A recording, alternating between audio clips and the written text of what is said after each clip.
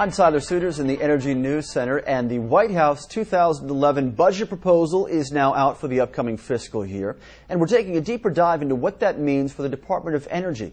Specifically, DOE would see a 9.2% increase in funding through this budget.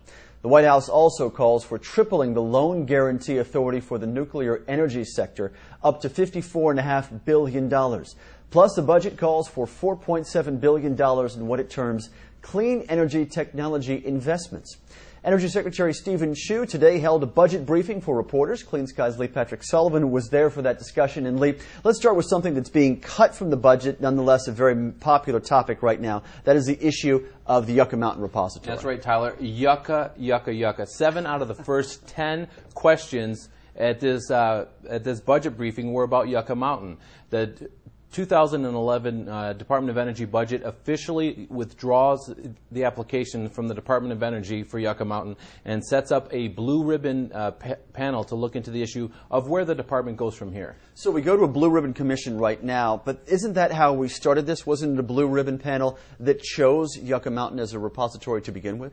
That's right, Tyler. Secretary Chu said a lot has been learned since 1982 when Yucca Mountain was first set up about how we use nuclear material and how we get the energy from it. And he says that information will affect what we use with spent nuclear material, and that's what this blue ribbon panel will be looking at. He made a point to say that they will not decide what will replace Yucca Mountain, because there was a question about, will the Yucca Mountain project be moved to Mississippi?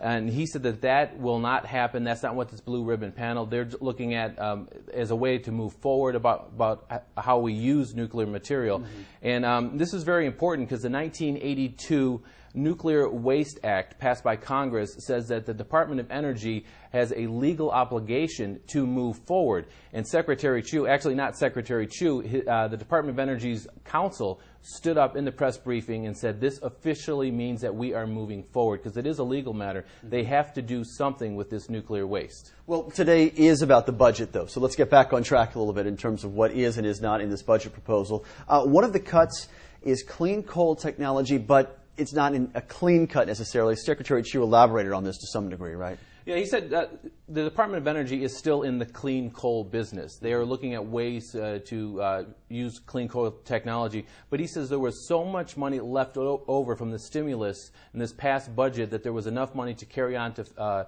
2011. So yes, clean coal is not in 2011 budget, but they still will be spending money on it.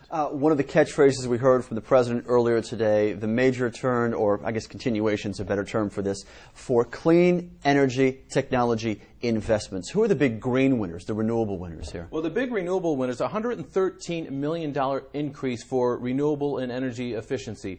Now, when you talk about green technologies, there could be a variety of things that could fall into that. It could be new battery technology. It could be the Ford Motor Company winning a Department of Energy grant for more fuel-efficient cars that are actually internal combustion engines. Mm-hmm. So that's a wide spectrum. But the biggest winner was wind technology. Over solar and geothermal, and that's mostly because that we're finally going to get into offshore wind production here in the United States, something other countries have been doing, but the Department of Energy says it's time for the U.S. to start doing that. There's so much rides on the Cape Wind decision with Secretary Salazar coming up in a few months. Exactly. And Tyler, overall, the Department of Energy on paper did much better than the other agencies. As you recall, President Obama called for a freeze for most spending in his State of the Union address, and the Department of Energy's budget actually on paper went up $2 billion. But if you count the stimulus money that it got in the current budget, the Department of Energy, just like all other agencies, lost money in this budget. So a proposed 9% boost for DOE, but a proposed 3% cut for EPA. So we are seeing a mixed bag regarding the energy and environmental sectors. Clean Sky's Lee Patrick Sullivan talking to the Secretary today about the budget. Thanks so much, Lee. And thank you for staying with us. You're watching Clean Skies News.